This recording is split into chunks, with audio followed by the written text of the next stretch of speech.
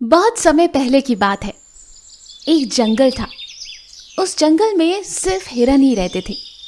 चारों तरफ हरियाली थी, खूबसूरत पेड़, खूबसूरत फूल और बहुत सारा खाने को।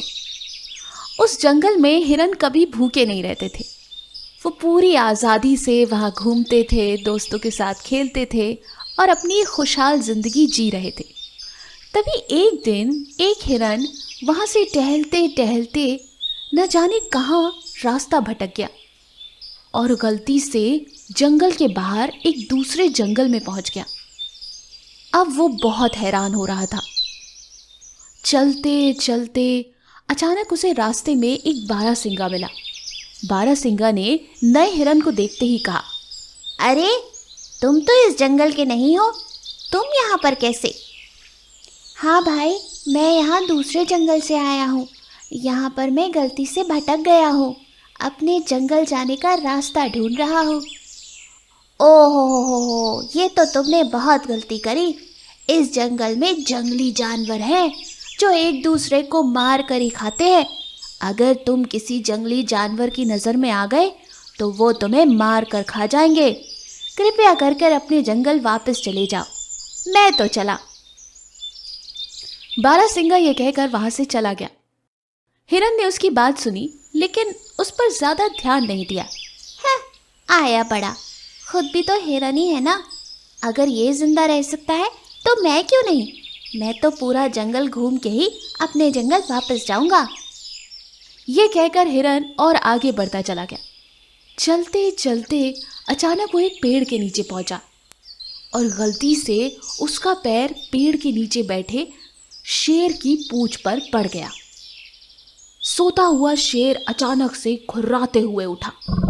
उसने हिरन को देखा और हिरन ने शेर को।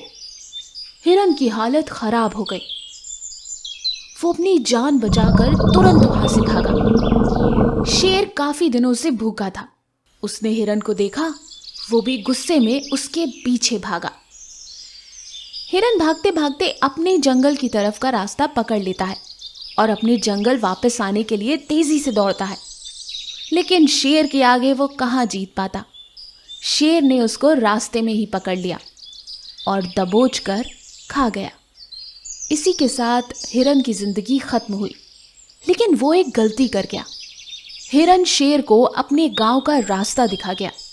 जब शेर ने देखा कि ये तो एक नया जंगल है, वो उस जंगल में आगे बढ़ता चला गया। लगता है इस जंगल में बहुत सारे जानवर हैं जिन्हें मैं खा सकता हूँ। शेर ने देखा वहां बहुत सारे हिरन थे। शेर के मन में लालच आया। उसने तुरंत हिरनों का शिकार करना शुरू कर दिया। शेर को जब भी भूख लगती वो एक हिरन को पकड़कर मारकर खा जाता। बेचारे सारे जंगल में हिरनों के दिल में दहशत पैदा हो गई। वो अब अपनी झाड़ियों में ही रहते। उन्हें अपनी जिंदगी का बहुत खौफ था। जब भी कोई हिरन बाहर निकलता, शेर उसको दबोचकर खा जाता। इस बात से परेशान एक दिन सारे हिरनों ने एक मीटिंग बुलाई। हिरनों का सरदार उन लोगों से ये बोलता है, हमारे जंगल में एक भूखा शेर आ गया है। धीरे धीरे वो हमारे परिवार के सदस्यों को खा रहा है। हमें कोई उपाय समझ नहीं आ रहा कि अब हम क्या करें। मुझे लगता है कि अब हमें ये जंगल छोड़कर जाना पड़ेगा, वरना एक एक करके शेर हम सबको खा जाएगा। तभी उस झुंड में एक छोटा हिरन था जो झुंड का सबसे चालाक हिरन था। उसका नाम था ज्ञानेंद्र। ज्ञानेंद्र ने सरदार से बोला, सरदार, अगर आप बुरा ना माने तो मेरे पास एक तरकीब है। हाँ ज्ञानेंद्र, बोलो, क्या तरकीब है? मैंने पढ़ा है कि शेर 15 दिन तक भूखा रह सकता है और हम हिरन 21 दिन तक। तो क्यों ना हम सब 15 दिन के लिए अपनी अपनी झाड़ियों में अच्छे से छुप जाएं। कोई भी हिरन जंगल में 15 दिन तक बाहर ना निकले, क्योंकि अगर कोई बाहर निकला तो शेर उसे पकड़कर खा जाएगा और फिर दोबारा 15 दिन के लिए हम सबको खतरा हो जाएगा। इसलिए आज से आने वाले 15 दिन के लिए हम सबको झाड़ियों में छुप जाना चाहिए। 15 दिन तक अगर शेर को भोजन नहीं मिला तो या तो वो मर जाएगा या फिर जंगल छोड़कर भाग जाएगा। मुखिया को ज्ञानेंद्र की तरकीब बहुत अच्छी लगी। उसने सभी हिरणों को ये आदेश दिया कि आज अमावस का दिन है, सब लोग अपनी अपनी झाड़ियों में चुपचाप छुपे रहेंगे, कोई भी बाहर नहीं निकलेगा। अगर हम ऐसा करने में कामयाब रहे तो 15 दिन बाद सब कुछ ठीक हो जाएगा। ये कहकर सारे हिरन 15 दिन के लिए अपनी अपनी झाड़ियों में छुप गए। शेर बेचारा इधर उधर भूख के मारे तड़पता रहा। उसे पूरे जंगल में एक भी हिरन ढूंढने से भी नहीं मिला। 15 दिन पूरे हो चुके थे। सारे हिरन डरते डरते जंगल में बाहर निकले। बाहर निकलकर जब वो बीच जंगल पहुंचे तो उन्होंने देखा कि शेर बेचारा भूख के कारण वहां मरा पड़ा था। सभी हिरणों ने खूब जश्न मनाया और इसी के साथ उस पागल शेर से उन्हें आजादी मिल गई। चालाक भेड़िया और बगुला। एक बार एक घने जंगल में एक बड़ा तालाब था। तालाब में बगुले का झुंड रहता था। सभी बगुले तालाब में मछलियों पर रहते थे और खुशी से अपना जीवन बिता रहे थे। उसी जंगल में एक चालाक भेड़िया रहता था। भेड़िया भी तालाब का दौरा करता था और मछलियों को ही पकड़ता था। एक दिन जब वो अपना खाना खा रहा था, एक हड्डी उसके गले में फंस गई। अरे ये हड्डी कहाँ फंस गई? उसने इसे बाहर निकालने के लिए कड़ी मेहनत की। अरे ये निकल भी नहीं रही। लेकिन अपने प्रयास में वो सफल ना हो सका। भेड़िया दर्द में रोने लगा। दर्द असहनीय था। दर्द,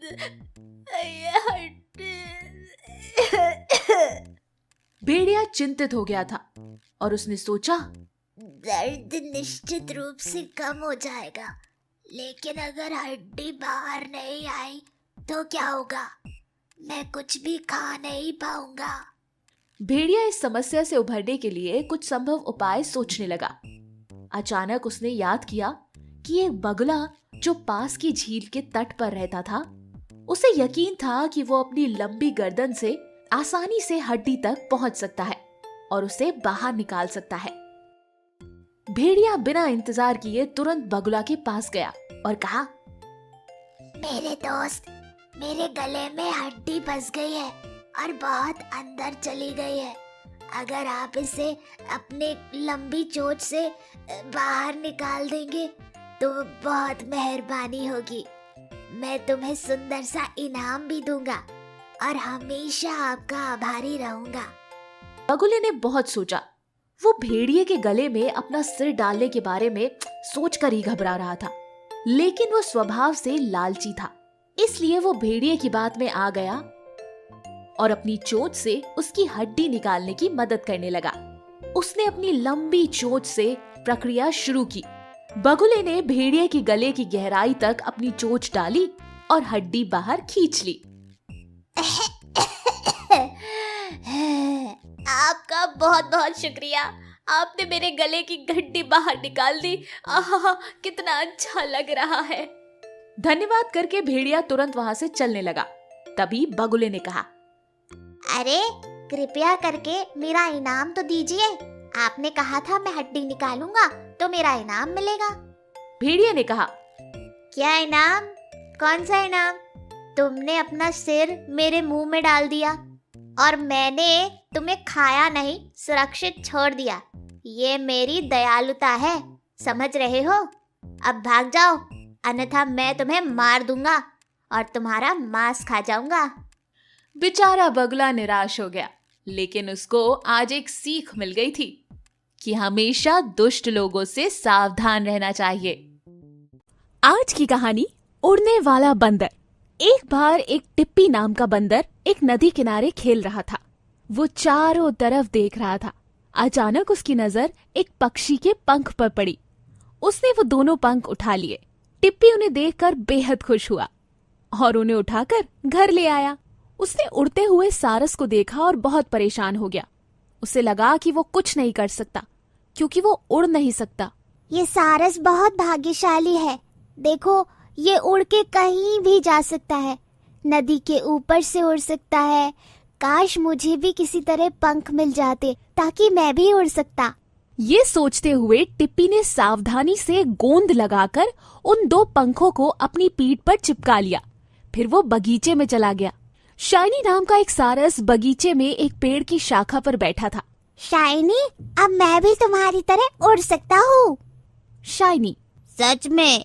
ये कैसे संभव है?